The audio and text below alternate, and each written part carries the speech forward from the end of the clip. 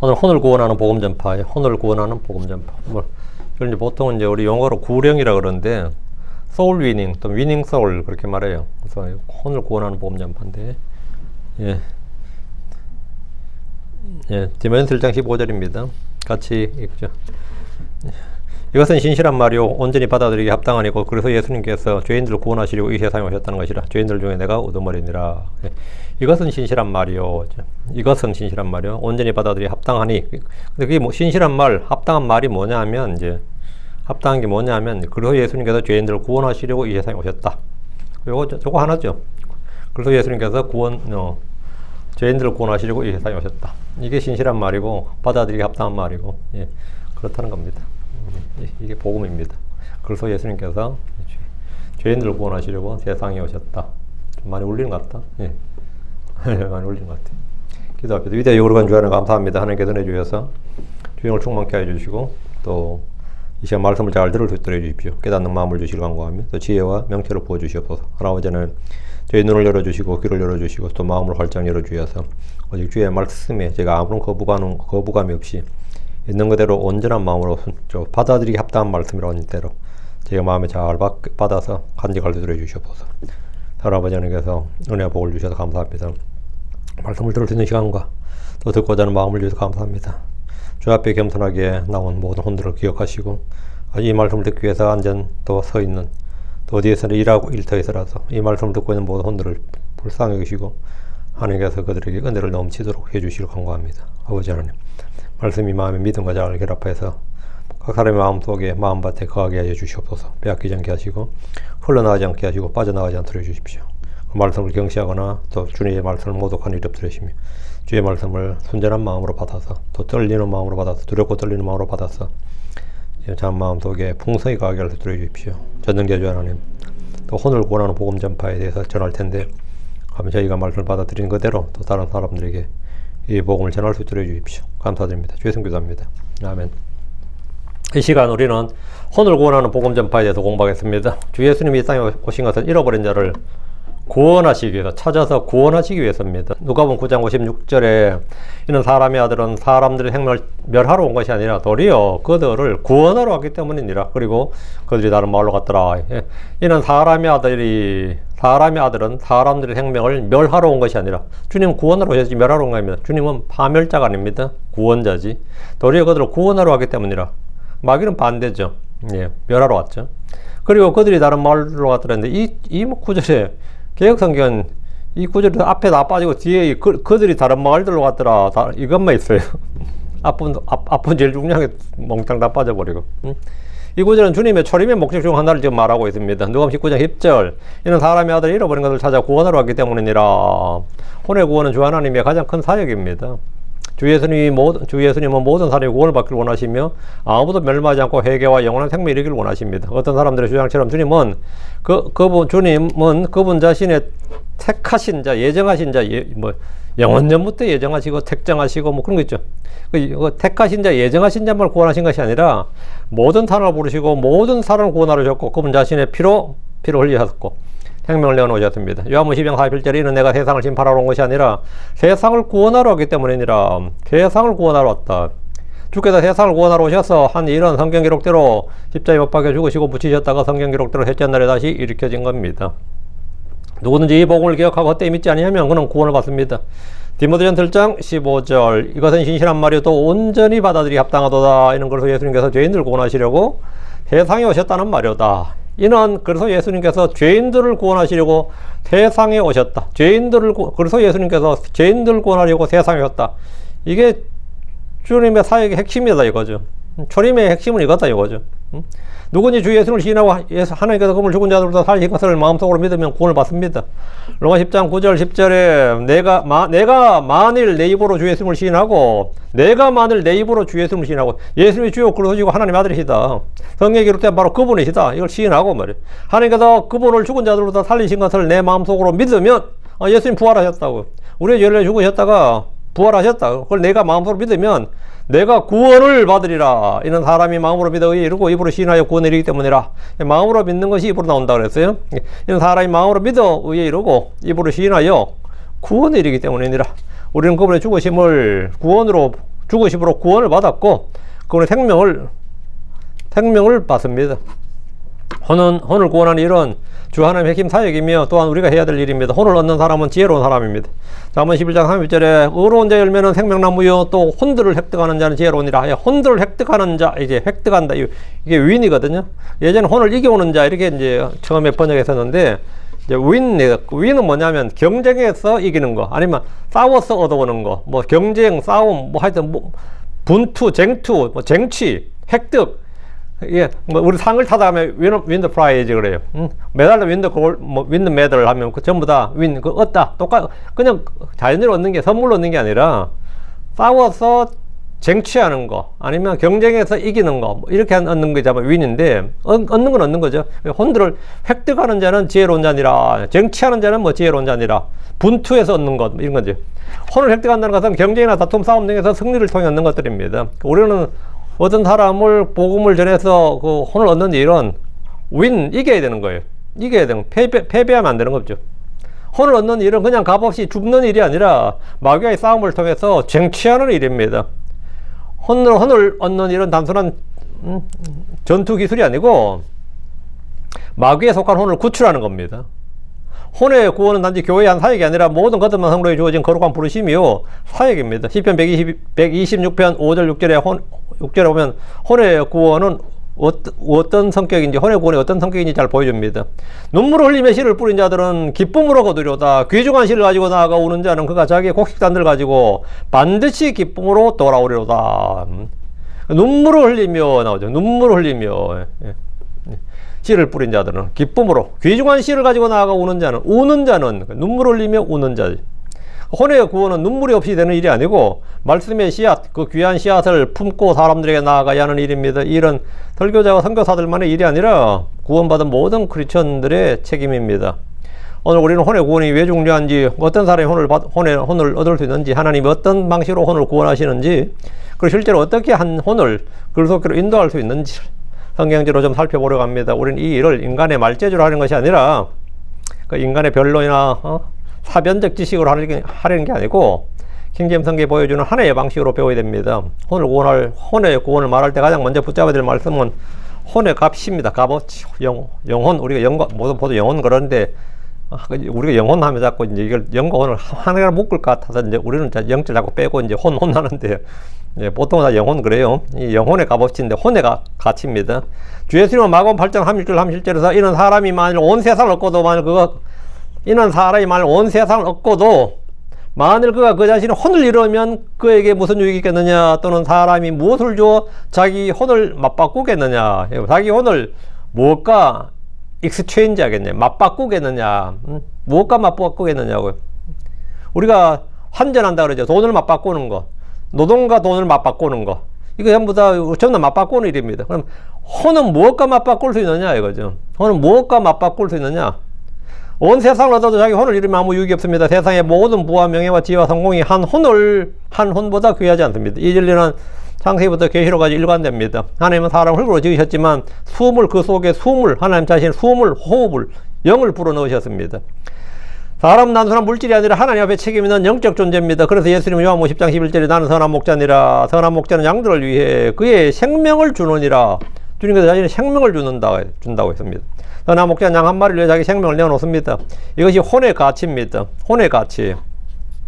우린 종종 사람을 직업이나 성격이나 외모나 능력이나 학력이나 지위나 사회적 위치로 그 사람의 가치를 평가합니다. 그러나 하나님은 혼을 보십니다. 사무엘상 16장 7절에 그러나 주께서 사무엘에게 말씀하였더라. 그의 용모나 그의 키의 크기를 보지 말라.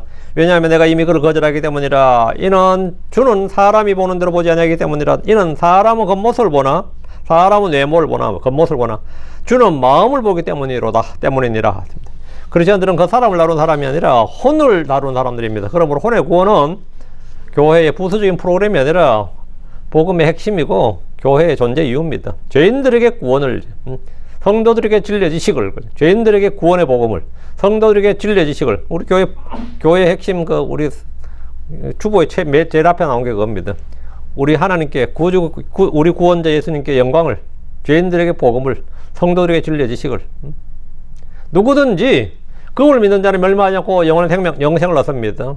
예수님만 그 길이요 진리요 생명이십니다. 예수님 외에 다른 이름은 없습니다.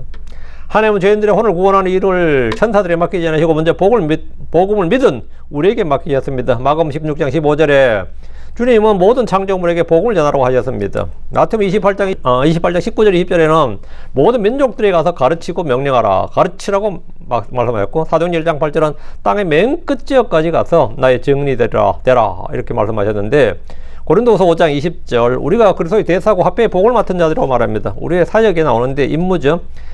또 유다서 1장 23절에는 그리고 다른 사람들은 불에서 끄집어내어 두려움을 가지고 구원하되 불에서 끄집어내어 이런 말씀이 있습니다. 주께서 복음 전파를 명령하신 것은 지옥의 실제성 때문입니다.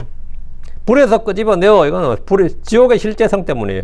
지옥은 상징이나 은유나 비유거나 문학적 표현이 아니라 실제 문자적으로 실제적 장소이고, 한 번 죽는 것은 사람이 정하신 것이지만 그 후에는 심판이 있습니다. 구원받지 않는 혼들은 몸이 죽으면 곧바로 지옥으로 옮겨지게 되고 고통의 장소에서 거하게 됩니다. 혼의 구원이 가장 중요하고 시급한 이유는 지옥이 고통과 불이 있는 실제적 장소이기 때문입니다. 오늘날 많은 사람들은 지옥을 상징이나 심리 상태 정도로 이 생지옥이라고 사는 게 지옥입니다. 이 세상이 지옥이 다른 게 지옥이겠습니까? 이런 식으로 말하지만 그렇게 지옥의 실제성을 약화시키려고 하지만 성경은 그렇지 않습니다. 예수님은 마태복음 10장 28절에서 그리고 몸은 죽이나 혼은 능히 죽일 수 없는 그들을 두려워하지 말라.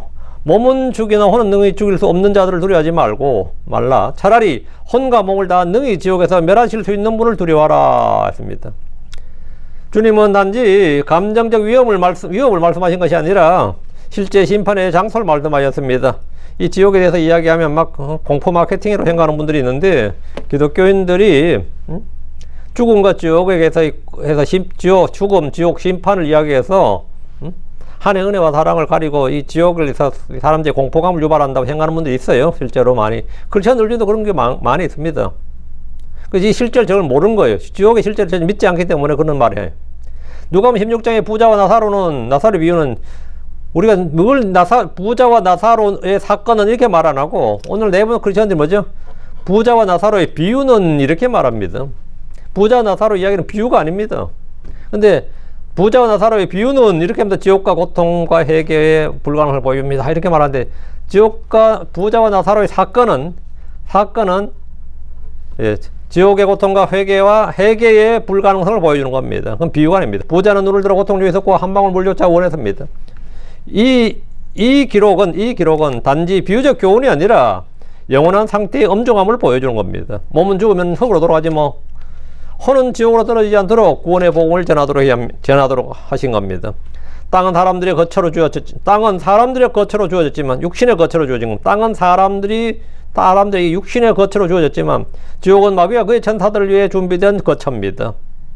그러므로 혼의 구원은 선택이 아니라 절대적이고 긴급한 사명입니다. 만약 우리가 사람들이 영원한 심판을 향해 가고 있다는 사실을 알고 믿는다면 우리가 가만히 침묵할 수가 없습니다. 에스겔 33장에서 파수꾼에 올린 오늘날 우리에게도 그대로 적용됩니다.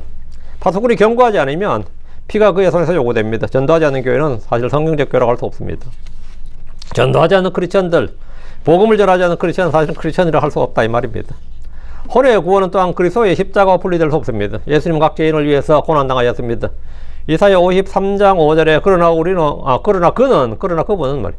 우리의 범법들로 인해 보상을 당하였고 우리의 불법들로 인해 상하였노라. 우리의 화평을 위해 징벌이 그에게 임하였고 그가 채찍에 맞음으로 우리가 나음을 받았도다. 이사야 53장 5절에 복음이죠. 예수님의 사역이 예언인데 그분께서 우리의 범법들로 인해 부상을 당하였고 우리의 불법들로 인해 상하였노라. 십자에서 상하였고 채찍에 맞았고 가시관을 쓰시고 그렇게 창에 찔리시고 있단 말이에요. 우리의 화평을 위해 징벌이 그에게 임하였고 그가 채찍에 맞은 우리가 나음을 받았도다. 마음의 상처도 났고 이제 이걸 확장해서 이제 그가 채찍에 맞으면 우리가 나음을 받았다 해서 이제 몸의 치유까지 막 이제 확장하면 이제 보통 이제 은사주의 그러기도 하는데요. 이 말씀 가지고 붙들고 기도하는 분은 많습니다. 이게 우리 병원 신방 가서 아니면 누구 집 아픈 환자들 찾아갈 때 그가 채찍에 맞으면 우리가 나음을 입었다 이 말씀 가지고 막 기도하는 분 많아요. 또 그렇게 믿는 분들한테는 또 치유가 임합니다. 이 믿음이 놀라워 가지고요. 하나님의 말씀은 믿는 자로서 효력 있게 건네기 일합니다. 우리가 얻는 구원은 값싼 것이 아닙니다. 골고다 언덕에서 흘리신 피가 그 대가입니다. 그리고 혼을 얻는 일은 단순히 사람을 교회에 데려오는 일이 아닙니다. 그것은 십자가의 은혜를 한 사람의 심장에 적용하는 일입니다. 그 심장이란 완전 마음이죠. 하나님의 은혜를 각 죄인의 그 심장에 붓는 일, 그게 전달하는 일이 뭐냐? 그것이 바로 복음 전파예요. 그것은 십자가의 은혜를 한 사람의, 십자가의 은혜를 안 사람이 먼저 받은 사람이 그것을 알지 못하는 한 사람의 어떤 사람의 심장에 적용하는 일이에요. 고린도서 5장 14절에 이는 그리스도의 사랑이 우리를 강건하기 때문이니라 했습니다. 그리스도의 사랑이 우리를 붙듭니다. 우리가 한 혼을 얻고자 하는 가장 깊은 동기는 사랑입니다. 그 사랑입니다. 주님 우리를 위해 자신을 내어주셨습니다. 갈라디아 2장 20절에 나를 사랑하시고 나를 위해 자신을 주신 하나님의 아들이는 나를 사랑하시고 나를 위해 자신을 주신 하나님의 아들, 나를 사랑하셔서 나를 위해 자신을 주신 하나님의 아들, 이런 말씀이 있는데, 그럼 혼의 구원자는 십자가를 바라보는 사람이어야 됩니다. 자기가 어떤 대단한 인물에서 누군가에게 전도를 하는 것이 아니라 자기 자신도 은혜로 구원받았기 때문에 다른 이도 동일한 은혜로 부르려는 겁니다. 설교자만 혼을 얻는 것이 아닙니다. 거듭난 모든 성도가 이 일을 위해 부르심을 받았습니다. 마태복음 28장 19절 20절에 위임 명령, 주님께서 주신 위임 명령은 특정 직분자에만 주어진 것이 아니라 모든 성도들에게 주어진 겁니다. 그러므로 너희는 가서 모든 민족들을 가르치고 그들에게 아버지 아들과 성신님의 이름으로 침례를 주라. 무엇이든지 내가 너희에게 명령한 모든 것을 지키도록 그들에게 가르치라. 이게 주님의 사역의 위임이라고 하죠. 사역의 위임이다. 사도행전 1장 8절도 그러나 성신님께서 너희 위에 임하신 뒤에 너희가 권능을 받으리니 그러면 너희는 예루살렘과 온 유대와 사마리아에서 그리고 땅의 맨 끝에까지 이르러 나를 위한 증인들이 되리라. 증인은 전문가들이 아닙니다. 증인은 전문가들이 아닙니다. 자기가 본 것을 말하는 사람, 들은 것을, 경험한 것을 말하는 사람입니다. 구원받은 사람 누구나 자신이 만난 그리스도를 증언할 수 있고 자기가 받은 구원을 증언할 수 있습니다. 요한복음 1장에서 안드레는 먼저 자기 형제 시몬을 예수께로 데려갔습니다. 빌립도 나다나엘을 찾았습니다. 전도는 거창한 형식보다 개인적인 증언에서 시작됩니다. 우리가 메시아를 만났다. 이렇게 우리가 메시아를 만났다. 초대교회는 특별한 전도 프로그램이 많아서 성장한 것이 아닙니다. 성도들이 흩어져서 말씀을 전했기 때문입니다. 사도행전 8장 4절에 그러므로 그들이 널리 흩어져 각처로 말씀을 선포하러 갔더라. 이래 돼 있어요. 그들이 널리 흩어져서 각처로 말씀을 선포하러 갔더라. 뭐하러 갔다고요? 말씀을 선포하러 갔다잖아요. 흩어진 성도들이 복음을 전한 겁니다. 이것이 교회의 사역이고 본질입니다. 이것이 혼을 얻는 일입니다. 이게 혼을 얻는 일. 혼을 얻는 사람의 성품, 혼을 얻는 사람 성품은, 혼을 얻는 사람에게 필요한 첫 번째 조건은 자기 구원의 확신입니다. 대단한 인격자라서 혼을 얻는 게 아닙니다. 대단한 성품이 살아있는 천사가 따로 없습니다. 살아있는 부처가 따로 없습니다. 한국은 그런 말 하거든요. 성인군자가 따로 없습니다. 이런 게 아니고, 혼을 얻는 사람이 가장 필요한 것은 인격 도약 아니에요. 자기 구원의 확신입니다. 구원받았는지 확신이 없는 사람은 다른 사람에게 구원의 확신을 말하기 어렵고 구원의 복음을 전할 수가 없습니다. 사실 나도 잘 안 믿기지만 말이죠. 이러면서 저 복음을 전할 수 없는 거단 말이죠. 그럼 전할 수도 없고 전할 힘도 없습니다. 로마서 8장 16절에 성령께서 친히 우리의 영과 더불어 증언하시나니 우리가 하나님의 자녀들이란 것이니라. 성령께서 친히 우리의 영과 더불어 증언하신다. 우리에 대해서 뭘 증언하냐? 우리가 하나님의 자녀들이란 것이다. 내가 먼저 성령의 증언을 가져야 돼요. 자기 자신이 하나님의 자녀라는 확신이 있어야 됩니다. 자기 자신이 구원받아 하나님의 자녀라는 확신이 있어야 됩니다. 자, 둘째, 그럼 거룩한 삶을 살아야 됩니다. 디모데후서 2장 21절에 만일 우리가 고난을 당하면 우리 또한 그분과 함께 성취하리라. 만일 우리가 그분을 부인하면 그분도 우리를 부인하시리라. 만일 말만 복음이고 그 삶은 세상 같다면 그 증언은 힘을 잃습니다. 진짜 우리 크리스천들 보면 말이죠. 말이 크리스천들이지 하는 짓이나 생각이나 하는 거 보면 세상 사람과 똑같아요. 어떤 건 더 심한데, 저도 늘 고민이 그거예요. 예수 믿게 해놓으면 말이죠. 그 탐욕적인 사람이 예수 믿으면 뭐 해야 되죠? 탐욕적인 사람이 욕심을 버리고 정직하고 이게 예수 믿은 거잖아요. 깡패가 예수 믿으면 이제 깡패짓을 안 하고 도둑놈이 예수 믿으면 도둑질 안 하고 열심히 일하는 게 그게 예수 믿은 증거고 그게 증언의 능력인데, 도둑질하던 놈이 예수 믿으면 교회가 더 도둑질해요. 성도를 상대로. 사기꾼이 예수 믿으면 뭐죠? 교회 와서 뭐 팔고 뭐 성도를 상대로 사기친다. 목사 상대로 사기치고 장로님들이 뭐 장로직분 달았으면 더 사기대 잘 치지. 응? 교회 와서 사기쳐요. 그 사람은. 거짓말쟁이들이 예수 믿으면 거짓말하고 정직해야 되는데 이제 뭐 상대가 대상이 이제 더 넓어졌어. 교회에서도 치고 밖에서 치고 밖에서 하던 놈들이. 응? 그거를 말 우리 하거든. 옛날에 돌쌍놈이 예수 믿으면 예수 믿는 쌍놈이라고 그랬어요. 그건 예수 믿는 쌍놈이라고 그랬어요. 이게 변화가 없는 거죠. 한마디로. 변화가 없어요. 삶이 변화가 전혀 없는 거죠. 말만 복음이고 삶은 세상과 똑같단 말이죠. 그럼 그 사람은 정언의 힘을 완전히 잃어버립니다. 완전히 잃어버려요. 어제 전에도 저번에 그렇게 술만 먹으면 개가 돼요. 뭐 트라우마가 있었는지 뭐가 되는지 술만 먹으면 막 진짜 뭐 고함도 지르고 뭐 아무나 시비 걸고 막 그러거든요. 그래서 제 술 깨고 나서 막 후회를 해요. 그 사람 크리스천이거든요. 그 다음날 전도지 간다고 어제 속죄하는 마음으로 전도지를 막 돌려. 전도지를 돌리는데 그분 중에 따르면 자기 10만 장 넘게 이상 돌렸더라. 10만 장 돌리려면요 얼마나 많이 돌린지 아시겠죠? 10만 장 더 돌렸대. 그게 그 사람 의야. 그나마 내가 어제 술 먹고 난리 쳤지만 내가 어제 술 먹은 걸 많이 하기 위해서 오늘은 전도지 내가 몇천 장 돌린다는 거예요. 그거 전혀 받는 사람들은 다 알아요. 그 사람 또 저러다 또 술 한잔 대가면 난리 난다는 거. 사람들은 우리의 말을 듣기 전에 우리의 삶과 행실을 봅니다. 첫째로 그는 사랑과 인내의 정신을 가져야 됩니다. 고린도전 13장은 사랑 없이는 아무것도 아니라고 가르칩니다. 전도는 정죄를 위한 공격이 아니라 사랑으로 죄인을 그리스도께로 이끄는 일이고 우리는 사랑 안에서 진리를 말합니다. 진리를 말하되 사랑을 상하는 거죠. 에베소 4장 15절에 오직 사랑 안에서 진리를 말하며 오직 사랑 안에서 진리를 말하며 이제 사랑 안에서 진리를 말하지 않으면 이제 그게 칼이 되는 거죠. 사랑 안에서 진리를 말해야 됩니다. 은혜롭게 말해야 되고요. 넷째로 그는 성경을 알아야 됩니다. 전도자는 말재주가 아니라 말씀의 사람이어야 됩니다. 디모데후서 4장 15절에 너는 진리의 말씀을 올바르게 나누어 내 자신을 하나님께 인정받은 자로 부끄러울 것이 없는 일꾼으로 나타내도록 공부하라. 너는 진리의 말씀을 올바르게 나누어 공부하라. 이 킹제임스 성경에만 이 말이 나와요. 공부하라 이 말씀이. 어떤 성경에도 이 공부하라 이 말씀이 안 나옵니다.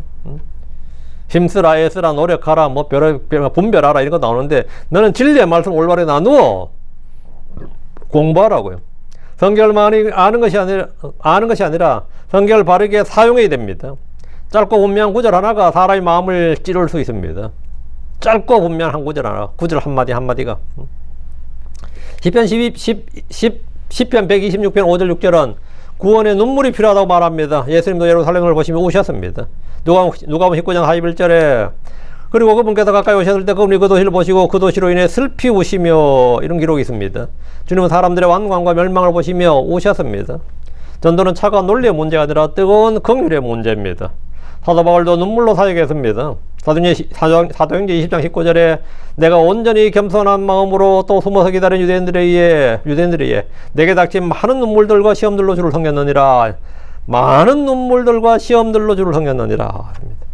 사도행전 20장 31절에도 그러므로 깨어 기억하라. 이것은 3년 동안 내가 밤낮 쉬지 않고 눈물로 각 사람을 훈계하였느니라. 눈물로 각 사람을 훈계했다잖아요. 눈물로. 그 사도 바울의 그 사역의 방법이었어요. 이게 눈물로 각 사람을 훈계했다. 눈물은 약함의 표시가 아니라 혼의 무게를 아는 사람의 표지입니다. 눈물 없는 전도는 쉽게 형식이 됩니다. 그러나 내 혼을 진정으로 사랑하는 사람은 기도하며 울게 됩니다. 에레미야 9장 1절에 내 머리가 물이 되고 내 눈이 눈물샘이 되었더라면 좋았으리니 그리하면 내가 내 백성의 딸에 죽임당한 자들 위하여 밤낮으로 울었으리로다. 오늘 우리에게 필요한 것은 프로그램이 아니라 이런 혼의 연민, 그리스도의 마음에서 흘러나오는 눈물입니다. 혼의 연민. 혼을 구하는 데 가장 중요한 도구는 하나님의 말씀입니다. 하나님의 말씀은 영이요 생명입니다. 하나님이 뿌린 씨앗입니다. 하나님 진리의 말씀으로 우리를 낳으셨습니다. 야고보서 1장 18절에 그분 자신의 뜻에 따라 그분께서 우리를 진리의 말씀으로 낳으셨도다. 베드로전서 1장 3절에도 너희가 다시 태어난 것은 썩을 씨에서 난 것이 아니라 썩지 아니할 씨, 오히려 썩지 아니할 씨, 곧 살아있고 영원히 가는 하나님의 말씀으로 된 것이니라 했습니다. 사람은 우리의 설득이 아니라 하나님의 말씀으로 다시 태어납니다. 우리의 지식이나 논리로 아니라 하나님의 말씀으로 다시 태어나요. 전도자는 씨를 뿌린 사람입니다. 성장은 하나님께 있습니다. 우리를 자라게 하시는 분은 하나님이십니다. 예수님의 씨 뿌린 자의 비유도 이 원리를 똑같이 가르칩니다. 씨는 말씀입니다. 씨가 좋지 않으면 열매가 없습니다. 그리고 전도자는 사람의 감정을 자극하는 데 머물지 말고 정확한 성경 구절로 복음을 제시해야 됩니다. 그래서 우리가 구원의 복음에 필요한 구절들을 딱딱 좀 외워놔야 되고, 다 못 외우시면 성경에 딱딱 표시를 해놔야 돼요. 로마 3장 23절이나 6장 3절, 5장 8절, 요한복음 3장 16절, 에베소 2장 8절 9절, 요한일서 5장 13절, 이런 구절은 기본적으로 여러분이 딱 표시를 해놓고 딱 해놔야 돼요. 말씀은 영과 혼을 찔러 쪼개는 능력이 있습니다. 히브리서 4장 12절에는 하나님 말씀은 살아있고 권능이 있으며 양날 달리 어떤 것보다 예리하여 심지어 혼과 영과 및 관절과 골수를 찔러 나누기까지 하며 또 마음의 생각들과 의도들을 분별하는 분이기 때문이라 했습니다. 사람의 마음을 변화시키는 것은 논쟁이 아니라 살아있는 말씀입니다. 그러므로 전도자는 많은 말 하되 성경의 힘을 의지해야 됩니다. 성경의 힘을 의지해야 돼요. 말씀의 힘을 의지해야 됩니다. 혼을 얻는 일은 사람을 설득하는 것이 아니라 하나님이 죄인을 깨우시는 일입니다. 나는 그냥 그 도구고요. 하나님이 죄인을 깨우시는 일이에요. 하나님 죄인을. 따라서 전도자는 기도하는 사람이 됩니다. 골로새 4장 3절에 아울러 또한 우리를 위해 기도하되 하나님께서 말할 수 있는 문을 우리에게 열어주사 그래서 신비를 말하게 하실 것을 구하라. 이를 위해 내가 또한 결박들을 당하였느니라 했는데, 우리를 위해 기도하되 하나님께서 말할 수 있는 문을 우리에게 열어주사. 참 이 가족에게 전하기가 어렵다는 사람이 많아요. 다른 생판 모르는 남한테 복음 전하기는 건 별로 안 어려운데, 잘 아는 가족들한테, 부모한테, 자식들, 형제들 이렇게 하는데, 니 뭐 그래 잘났냐? 그래 버리고 이러면은 니는 뭐가 그래 잘났다고 지금 나한테 훈계하냐? 이런 식으로 니나 잘해라 그러고 니나 정신 차려라 이러니까 아이고 가족한테 복음 전한다는 게 진짜 어릴 때도 같이 먹고 자고 해서 다 아는데 말이야. 다 아는데 예언자가 고향에서 한양받기 어렵다고. 참 어렵죠. 이제 니도 예수 믿어야지 그러면 니가 뭔데? 니가 뭐 한다고? 이래 나오거든요. 그래 기도해야 돼요. 기도. 문을 여시는 분은 하나님이십니다. 사도행전 16장에서 루디아의 마음도 주께서 여셨습니다. 사도행전 16장 14절에 그녀가 하나님을 경배하였으며 우리의 말을 들었더라. 그녀의 마음을 주께서 여셨더라. 그녀의 마음을 주께서 여셨더라. 이에 그녀가 바울이 말하는 것들에 주의를 기울였더라. 마음이 열리면요 주의를 기울여요. 시장바닥에서 복음을 전한 적, 제가 시장바닥에서 얼마 시끄러워요. 5일장에서인데 거기서도 제가 복음을 전한 적이 있는데 서서 꼭 한두 명이 귀를 기울인 사람이 있어요. 귀를 기울인 사람이 있어요. 그래서 저는 한 번은 진짜 열심히 떠들어서 성경 구절 막 외워가지고 이제 막 전했는데 진짜 열심히 들었고 곰곰이 날 쳐다보면서 이제 눈을 안 떼더라고요. 그래서 끝나고 나서 이제 잘 들으셔서 예수님 믿습니까? 했더니만은 네 아버지도 네가 이리 하고 다니는 줄 아냐? 그러더라고. 그래가지고 되게 네가 지금 밖에서 이런 짓 하고 다니는 줄 네 가족들도 아냐? 이러면서 하도 한심해서 쳐다본 거였어요. 그런 것도 있고. 전도자는 문을 두드릴 수 있지만 마음을 여시는 분은 하나님이십니다. 그렇기 때문에 전도는 인간의 기교가 아니라, 인간의 기술이 아니라 하나님의 역사에 의존해야 됩니다. 이건 해보면 알아요. 해보면 알아요. 하나님 역사에, 하나님 손길에 의지해야 됩니다. 다음, 전도자에 필요한 것, 성령 충만해야 됩니다. 성령 충만해야 된다는 건 뭐냐? 성령 충만해야 두려움에 떨지 않고, 위축되지 않는다고. 위축된 보면 어쩌네요. 성령 충만은 두려워하지 않는 겁니다. 눈치 보지 않는 거죠.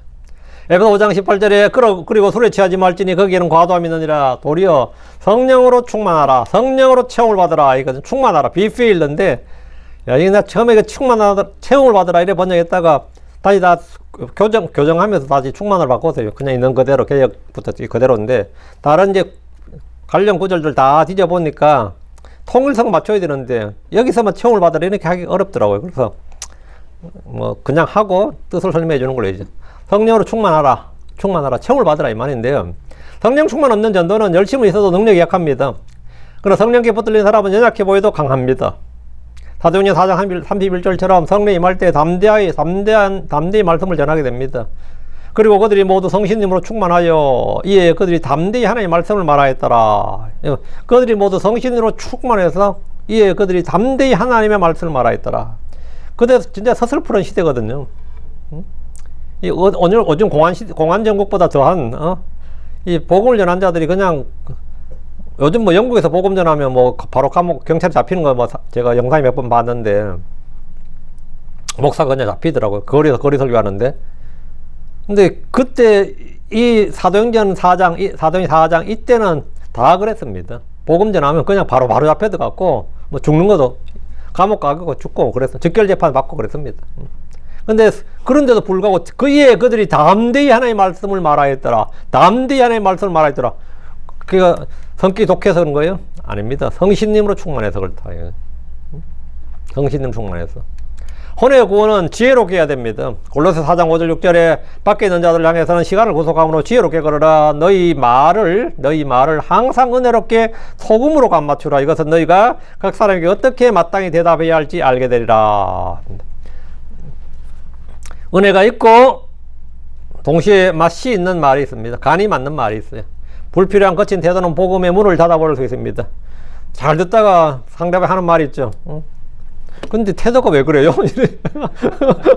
진짜 황당하거든요. 근데 태도가 왜 그래요? 자세가 왜 그래요? 왜 그래 공격적이에요? 뭐 성질 났어요?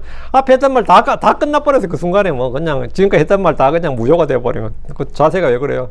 미국 사람들은 그렇죠. 애티튜드가 왜 그러냐 그러잖아요. 그 순간에 뭐 지금까지 했던 말 다 무효로 치고 하는 거예요. 한국 사람들도 하나 특이한 거, 요즘은 별로 그런 거 없겠죠. 우리 때문에도 그래요. 니 몇 살이고 그래요? 나 진짜 미친다. 그래서 나이가 왜 나와? 그럼 니 몇 살이고? 이게 질서를 세워버려. 나이로 그냥 이게 질서를 세워버려. 니 몇 살이냐? 어디, 뭐 고향이 어디냐 가지고. 그런 거를 다 그냥 진리가 다 가려져 버립니다. 완전히 화제를 전환시켜 버리거든요. 타픽을 그냥 전환시켜 버린 거예요. 여기서 간 걸더라고요. 제 말투 듣고, 그쪽이세요? 뭐 이러면서는, 이런 식으로. 그러면 뭐, 이제, 복음이 안 되는 거죠. 어쨌든, 불필요한 거친 태도는 복음의 문을 닫아버릴 수 있습니다. 전도자는 상대를 이기려 해서는 안 됩니다. 상대를 이기려 해서 안 돼. 그 상대가 내가 공격받는 날, 물론 십자가라 복음이 말이에요. 상대, 어펜디예요. 상당히 이 상대방의 마음이나 감정이나 여러 가지 자존심이나 이걸 상당히 어펜드한 거. 이게 그 십자가의 거침, 십자가의 상해라 그러죠. 우리 십자가의 거침, 십자가의 실족거리, 뭐라고 번역했죠? 보통 성경에 십자가의 걸림돌이라고 번역했나? 갈라디아서 십자가의 offend, 십자가의 거침이 십자가의 거침. 그 십자가는 상당히 사람들을 you offend me 하면 네 상당히 나를 내 감정 완전히 상하게 만드는구나, 나를 뒤집는구나, 열받게 하는구나 이 말이에요. 그 전도자는 근데 어쨌든 우리 복음 자체가 사람의 마음을 상하게 합니다. 뭐 죄인이 다 죄인입니다. 그러면 상대가 기분 낮추려고 저도 마찬가지고 이러면서 격까지 다 달아가면서 뭘로 하죠. 우린 다 죄인입니다. 당신은 죄인입니다. 이렇게 말하니까 좀 하니까 사람은 다 죄인입니다. 이러고 저도 마찬가지고 이러면서 최소한 이제 상대방의 감정 안 상하게 하려고 해도 기본적으로 이 복음 자체가 죄인들에게는 상하게 하는 겁니다. 예. 그런데 상하게 하는 것까지는 복음이 상하게 하는 거는 마음을 상하게 하는 거는 복음의 말씀은 검이니까 상하게도 하고 찌르게도 하고 하는 건 당연한 거예요. cut to the heart는 당연한 거고 거기에 대해서 내가 어떻게 할 수 없고 그 이겨 먹으려고 하는 거 있죠. 이겨 먹으려고 해서는 안 돼요. 디모데후서 2장 24절 25절에 그리고 주의 종은 다투어서는 아니 되느니라. 오히려 모든 사람이 부드러우며 가르치는 데 익숙하며 인내하며 온유함으로 스스로 반대하는 자들 위해 일깨워 주어야 하리라. 혹시 하나님께서 그들에게 해결을 주사 진리를 인정하게 하실까 함이라. 그 논쟁하고 싶은 마음은 잠시의 승리의 감을 줄 수는 있지만, 예, 그러니까 내가 상대방의 길을 팍팍 끊어버린다. 그냥. 말을 못하게 아예 만들어버렸다. 뭐 이렇게 하면 내가 승리감을 줄 수는 있겠지만 혼을 얻지는 못합니다. 그럼 그 사람 분노를 가지고요. 노리고 있어요. 다음에는. 절대 믿으려고 하지 않습니다. 다음에 다시 만날 때 보자 하고 자기도 이제 갈고 닦아요. 그 다음도. 그래서 온유함이 필요하다 말이죠. 예? 보면은 다투어서는 아니 된다잖아요. 오히려 모든 사람이 부드러우며 가르치는 데 익숙하며, 예, 인내하며 온유함으로 스스로 반대하는 자들을 일깨워줘라. 온유함으로 반대하는 자들을 일깨워준다. 이거. 온유함으로 반대하는 자들을 일깨워줘야 된다. 예. 그 논쟁하고 싶은 마음 뭐 다 있죠. 이겨 먹고 싶은 마음은 다지. 뭐 어릴 때부터 애들도 막 부모 이겨 먹으려고 그러잖아요. 말로. 그럼 어떻게 한 대 퍽 치면 이제 잠잠해지지만, 어떨 때 부모들이 애를 못 이길 때가 있어요. 한 중학생만 돼도 말빨에서 막 밀려가지고 막 분노하는 부모들 제가 꽤 봤거든요. 선생님들 중에서 막 학생한테 밀려가지고 주먹이 올라간 선생도 봤고 실제로 많죠. 어디서 말 됐구나 이러면서 막 그러죠. 근데 이제 크리스천들은 그렇게 할 수 없다 이 말입니다. 또한 너무 빨리 자신을 드러내지 말고 상대를 잘 경청해야 됩니다. 야고보서 1장 19절의 원리처럼 듣기는 속히하고 말하기는 더디해야 됩니다. 야고보서 1장 19절 그러므로 내 사는 형제들아 사람마다 듣기는 빨리 하고 말하기는 더디하며 진노하는 것도 더디하라 했는데, 사람은 자신이 존중받는다고 느낄 때 마음을 엽니다. 자신을 공감하고 자신이 존중받는다는 생각이 들 때 마음을 열어요. 전도는 정보 전달만이 아니라 관계 속에서 이루어지는 사역입니다. 전도의 목적은 단순한 대화가 아니라 그리스도를 받아들이도록 이끄는 겁니다. 저는 목사님들에도 꽤 복을 많이 전해봤어요. 목사님들에게도. 그리고 목사님들 몇 분 목사님 구원받지 못한 목사가 저하고 이야기하다 구원받은 목사 몇 있어요. 그때 이제 쪽팔려가지고 나 앞에서 말 못하게 나가지고 지났어. 내가 그때 유 목사님 구원받았다 이런 분들도 제 몇 있습니다. 그래가지고 그때 어떻게 하느냐, 단순한 대화가 아니라 그리스도를 받아들이고 이끄는 거예요. 그리스도를 받아들여도. 고린도서 5장 20절에 그런 이제 우리가 그리스도를 위한 대사들이요 마치 하나님께서 우리를 통해 너희에게 간청하시는 같이 우리가 너희에게 그리스도를 대신하여 간구하노니 너희는 하나님과 하여라. 우리는 그리스도를 뭐라고요? 그리스도를 대신하여 간구한다. 하나님께서 우리를 잘 보세요. 고린도서 5장 20절 중요한 말이에요. 하나님께서 우리를 통해 너희에게 간청하시는 것 같이. 그럼 우리는 그죠? 하나님께서 간청하는데 우리를 통해 너에게 간청하는, 이게 전도라고. 하나님께서 우리를 통해 너에게 간청하는 것 같이 우리가 너에게 그리스도를 대신하여 간구하노니. 이게 우리 복음 전도자는 게 결국 요거란 말이죠. 너희는 하나님과 해야 하는데, 저쪽 우리가 2층 교회 예전에 교회할 때 여기 어느 고등학교 교사 하시는 분을 데려왔어요. 교회로. 복음 안 믿더라고요. 복음 안 하는데 한 30분, 40분 전에도 안 통하더라고요. 근데 그 교회는 다니더라고, 어느 교회는. 근데 그냥 사람들 교제하러 간 거지, 그 사람은 믿으러 간 사람이 아니었어요. 그래서 제가 마지막에 고린도서 5장 20절 펴가지고 읽혔어요. 그럼 앞에 다 때려치우고 제일 뒷부분. 너희는 하나님과 하여라. 너는 하나님과 하여라. 이렇게 했는데, 여기서 말씀이 딱 끊기더라고요. 요 말에. 네 하나님과 싸우지 말고, 지금 나하고 싸울 필요도 없고, 지금 목사하고 싸울 것도 아니고, 주변 사람들하고 말다툼할 것도 아니고, 지금 당신과 하나님 문제인데, 너는 하나님하고 하야라고. 그것 때문에 이제, 상당히 이제, 그래, 잘 떠들던 사람이 입 꽉 닫고 하더니만, 그러니까, 저희 그 성경책 안 가니까 선물로 줘서 가져갔어요. 그게 토요일이었는데, 일요일 아침에 뒤에 싹 소리가 어떤 바람처럼 어느 놈이 UFO처럼 왔다 갔는 애인데, 뭐, 성경 도로 갖다 놓고 갔더라고. 근데 이런 황당한 일이 있나? 간밤에 마음이 변한 거야. 내가 그때 마지막 순간에 끊겼다고 생각했는지. 나 또 그런 일도 있었어요. 복음은 결국 뭐냐? 화해의 초청입니다. 화해의 초청이에요. 그리고 전도자는 회개와 믿음으로 분명히 인도해야 됩니다. 사도행전 17장 30절. 그리고 이 무지의 시대들에서는 하나님께서 눈 감아 주셨도다. 그러나 지금은 모든 곳에 있는 모든 사람에게 회개하라 명령하시느니라. 회개하라 명령하시느니라. 회개 없이 참된 구원 없습니다. 또한 로마 10장 9절 10절은 마음으로 믿고 입으로 시인하라고 가르칩니다. 그래서 우리는 예수를 믿습니다. 이렇게가 시인하게 하는 거죠. 사람을 그리스도께로 인도할 때 죄와 십자가, 부활, 회개, 믿음, 영접을 분명하게 제시해야 됩니다. 애매한 호의적 반응으로 만족해서는 안 됩니다. 그래도 내가 그 사람에게 전했더니 그 사람이 그렇게 태도가 좋았어. 이 정도 애매한, 믿는다고 하진 않는데 나한테 그래도 좋은 감정 가진 것 같아. 내 말에 그래 반대하고 그러진 않았다. 그 애매한 호의적 반응으로 만족해서는 안 됩니다. 그건 전도가 아닙니다. 물론 나를 막 대적하는 것보다 낫겠지만, 혼의 구원자는 사람을 안심시키는 상담자가 아니라 그리스도로 이끄는 증인입니다. 요한복음 1장 12절에 그러나 그분을 받아들인 자들 모두에게, 꼭 그분의 이름을 믿는 자들에게 하나님의 아들들이 되는 권능을 그분께서 주셨느니라 이래야 됩니다. 그리스도를 받아들인다는 게 뭔지 분명히 설명해야 되는데, 영적인 모든 자가 즉시 결실을 맺는 것이 아닙니다. 그러나 전도자는 결과를 하나님께 맡깁니다.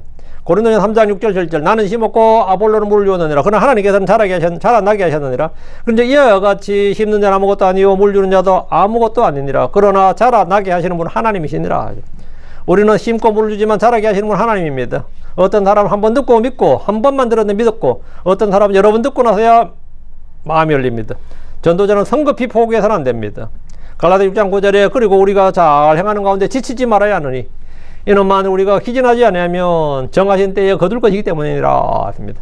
때가 이러면 거둘 수 있습니다. 혼의 구원은 씨앗을 심는 일과 같습니다. 즉각적인 반응이 없더라도 씨앗은 땅 안에서, 땅 속에서 일할 수 있습니다. 하나님의 때가 있습니다. 그러므로 전도하는 전도자들은 낙심하지 말고 계속 기도하며 계속 씨를 뿌려야 됩니다. 주님은 신실한 종들에게 약속을 하셨습니다. 다니엘 12장 3절 그리고 지혜 있는 자들은 공차의 광채가 빛날 것이요 또 많은 사람들을 의로 돌이키는 자들은 별들처럼 영원 뭉토록 빛나리라 합니다. 많은 사람을 의로 돌이키는 자는 별들처럼 영원히 빛납니다. 이것도 엄청난 약속입니다. 전도자가 뭐가 된다? 결국 나중에 스타가 된다고요. 노래 잘하고 뭐 연기 잘하고 한다고 스타 되는 건 그런 스타 말고 그런 세상에서 스타 대접받지만 우리 크리스천들은 다 스타들이 되는 겁니다. 전도자란 사람이 스타예요. 하늘 왕국에서는 전도자란 사람이 스타예요. 누가 스타냐 그러면 전도 많이 한 사람이 스타예요. 하늘 왕국에서는. 데살로니가전서 2장 19절 이는 우리의 소망이나 기쁨이나 환희의 왕관이 무엇이냐 그분께서 오실 때 우리 주 예수 그리스도 앞에 있을 바로 너희가 아니냐. 구원받은 혼들이 전도자의 기쁨이 되고 왕관이 됩니다. 영혼 구원의 혼의 구원의 기쁨은 이 땅의 어떤 성공보다도 더 크고 기쁜 겁니다. 하늘에서는 회개하는 한 죄인으로 인해 큰 기쁨이 있습니다. 누가복음 15장 7절에 내가 너에게 말하는 이와 같이 하늘에서는 회개하는 한 죄인으로 인하여 회개할 필요가 없는 99 사람보다 더 기쁨이 있으리라 합니다. 혼의 구원은 하늘의 기쁨이 동참한 일입니다. 이것보다 더 영광스러운 사역이 어디 있겠습니까? 오늘 우리에게 필요한 것은 혼을 보는 눈입니다. 우리 집안의 가족이나 직장의 동료나 학교의 친구나 이웃이나 낯선 사람을 모두 이 혼의 관점에서 봐야 됩니다. 그들은 단지 도움을 받아야 될 사람이 아니라 영혼에 대한 결정을 내려야 할 사람들입니다. 또한 우리는 기회를 살려야 됩니다. 전도는 언제나 나중으로 미루어서는 안 됩니다. 고린도후서 6장 2절에 이는 그분께서 말씀하시니라 내가 받아주는 때에 너를 들었고 구원의 날에 내가 너를 구조하였노라. 보라 지금이 받아주신 때요 보라 지금이 구원의 날이기 때문이로다. 제가 지난주에 이제 이발하러 갔다가 아줌마 복음 좀 전하려고 마을 끄집어냈다가 그 사람 간증 듣고 말았는데 내가 그 사람 간증 듣고 머리 다 잘렸다. 머리가 다 잘렸어요. 덕분에 뭐 이래 잘라 저래 잘라 소리도 못하고 잘라주는데 나 끄적 가만히 앉아 듣고 있는데 그 사람 어릴 때도 교회 다녔는데 그 성한 그 신앙 여정을 보니까 참 근데 구원을 못 받은 것 같아요. 다음에 반드시 복음을 전해야 되는데 이 뭐냐면 보라 지금이 뭐다? 받아주신 때요. 보라 지금이 구원의 날이었다. 미루지 말라고요. 오늘이 구원의 날입니다. 마지막으로 우리는 무릎으로 전도해야 됩니다. 입으로만 전도하지 말고 먼저 무릎으로 준비해야 됩니다. 기도하는 심령, 눈물의 심령, 성경의 심령, 사랑의 심령으로 나가야 됩니다. 그러면 하나님께서 혼을 구원하신 일에 우리를 사용하실 겁니다. 자, 결론입니다. 혼의 구원을 위한 복음 전파는 교회의 선택사항이 아니라 옵션이 아니고 성도의 본질적인 사명이다. 이거는 내가 해야 될 옵션이 아니고 기회 될 때 시간 될 때 뭐 한번 해보지 이게 아니라 이거는 우리의 뭐다? 본질적 사명이다. 한 혼은 세상보다 귀하고 지옥은 실제고 십자가는 값비싼 사랑입니다. 그럼 우리는 지혜롭게 온유하게 눈물로 말씀으로 인내로 기도로 성령의 능력 안에서 혼을 얻어야 됩니다. 주님 오늘도 마태복음 4장 19절 그리고 그분께서 그들이 말씀하시니라 나를 따르라 그리하면 내가 너희를 사람들을 낚는 어부들로 만들어주리라. 사람들로 낚는 어부들로 만들어. 제가 이 말씀을 받는다는 게 제가 이 경험이 있어요. 제가 이 대학을 학교 수업 들어 올라가는 길에 이 진짜 사울에게 또 아니면 뭐 예언자들에게 말씀이 임한 것 주의 영이 임한 것처럼 내가 너를 사람을 낚는 어부로 만들리라. 이 말씀이 그때 계속 이 구절을 진짜 몇백 번 반복하면서 갔던 기억이 있어요. 남들이 받으면 저는 술 취했나 미쳤나 그랬을 거야. 나를 따르라. 그래야 내가 너희를 사람들을 낚는 어부로 만들어주리라. 사람을 낚는 어부가 되는 길은 단지 기술을 배우는 것이 아니라 주님의 마음을 배우는 겁니다. 우리가 예수를 믿을 때 그리스도 영을 소유하게 되고 예수를 배울 때, 예수를 믿을 때 그리스도 영을 소유하고 예수를 배울 때 그리스도의 마음을 소유하게 됩니다. 그리스도의 마음을 소유하게 되면, 혼을 구원하는 일에 관심을 갖게 됩니다.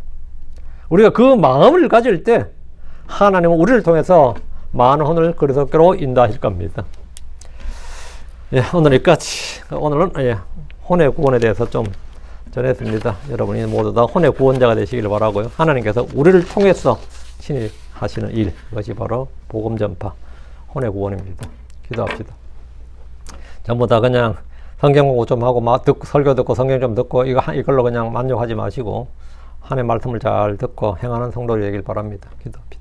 위대하시고 거룩한 주하나님 감사합니다. 하나님께서 은혜 주셔서 저희를 구원의 복음으로 또 예수님께서 누구신지 알게 하시고 그분이 행하신 일을 알게 해주시고 그의 말씀들을 믿게 해주셨습니다. 아버지 하나님께서 주신 행하신 그 놀라운 일들이 저희 안에 일어났는데 저희가 이 복음을 기억하고 헛되이 믿지 아니하였으면 그 복으로 내가 구원을 받았느니라 하신 대로 저희가 구원을 받았습니다. 이제 하나님의 아들들이 되었고 또 이제는 하나님의 자녀들로서 이제 주님께서 그리스도의 영을 지닌 사람 또 그리스도의 마음을 지닌 사람들로서 이제 저희가 이 일을 해야 될 때가 왔습니다. 사랑하는 아버지 하나님, 내일로 또 먼 훗날로 미룰 일이 아니라 지금 바로 이날 오늘 이 복음을 전할 수 있는 성도를 되도록 도와주시고 아버지 하나님, 누구에게나 저희가 받은 구원의 복음을 이 진리를 선포할 수 있도록 해주시옵소서. 마음의 담담을 주시고 주의 성령의 충만을 허락하여 주시옵소서.